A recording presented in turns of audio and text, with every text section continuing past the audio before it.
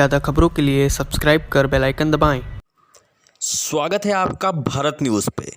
आज वित्त मंत्री निर्मला सीतारमण ने प्रेस कॉन्फ्रेंस करके 20 लाख करोड़ की जो प्रधानमंत्री मोदी ने जो ऐलान किया था पैकेज का, उसकी विस्तृत जानकारी दी। वो पैसा किन किन सेक्टरों में कितना कितना बटेगा, ये सभी बातें आज आपको बताते हैं। सबसे पहले वित्त मंत्री ने क्या कुछ बातें कही हैं। उन्होंने कहा कि कई सेक्टर से बातचीत के बाद इस पैकेज का ऐलान किया गया है। पीएम ने अर्थव्यवस्था के 5 स्तंभ का जिक्र भी किया था, जो मैंने आपको बताया भी था। 4 चीज़ें अहम हैं, जिसमें से ज़मीन, मजदूर, नकदी और कानून। देसी ब्रांड्स को अंतर्राष्ट्रीय स्तर पर ले जाने पर जोर दिया जाएगा। पैकेज के जरिए आत्मनिर्भर बनने की कोशिश करी जाएगी।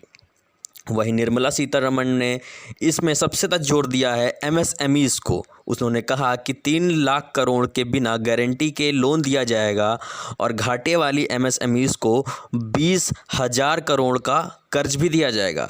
इस लोन से 2 लाख एमएसएमईज़ को फ़ायदा होगा, जिसमें अच्छी क्षमता वाली एमएसएमईज़ को 10,000 करोड़ दिए जाएंगे। वहीं एमएसएमईज़ के विस्तार के लिए 50,000 करोड़ का पैकेज दिया जाएगा। निर्मला सीतारमण ने एमएसएमईज़ में निवेश और टर्नओवर की भी सीमा बढ़ा दी गई है, इसका भी जिक्र किया।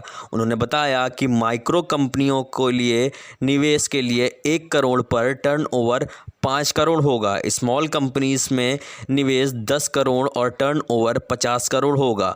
मीडियम कंपनीज़ के लिए निवेश 20 करोड़ और टर्नओवर 100 करोड़ होगा। वहीं 200 करोड़ की सरकारी खरीद में अब ग्लोबल टेंडर नहीं आएगा। सबसे बड़ी बात उन्होंने यही बताई कि जो पहले 200 करोड़ की अगर कोई टेंडर लेता था तो वो ग्लोबल टेंडर था, अब लेकिन उसे नेशनल कर दिया गया है। तो जाहिर है कि इसमें जो भारतीय हैं उनका योगदान अहम रहने वाला है और इसके ज़रिए वो हिंदुस्तानी कंपनीज़ ही इस टेंडर को लेकर हिंदुस्तान के ही लेबर और यहीं पे निवेश कर सकती हैं।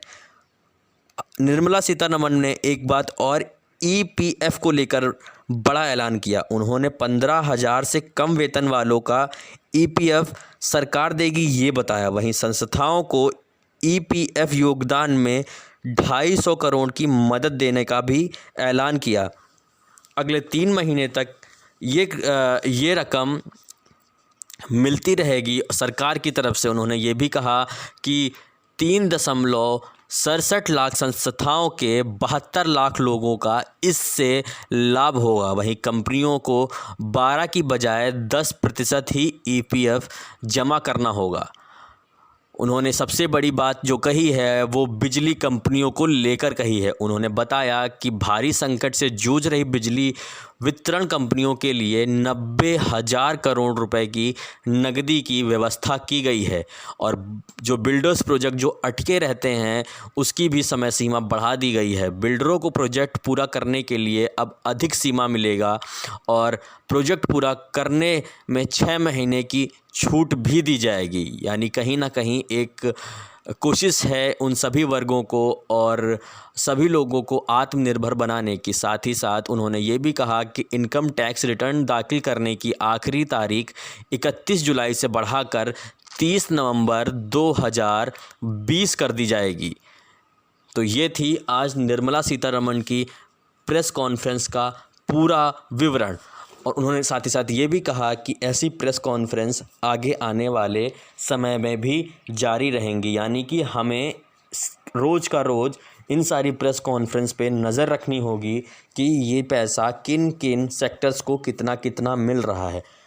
इस प्रेस कॉन्फ्रेंस से एक बात तो साबित हो गई कि जो एमएसएमईज़ हैं सरकार उन पे ज़्यादा फोकस कर रही है, क्योंकि सभी जो मंझले उद्योग होते हैं, जो छोटे उद्योग होते हैं, वो एमएसएमईज़ के ज़रिए ही आते हैं और यही एक सबसे बैकबोन भी कहा जा सकता है देश की, क्योंकि इसमें सबसे ज़्यादा गरीब मज़दूर लोग काम करते हैं जिनका रोटी का बसर भी इसी से होता है।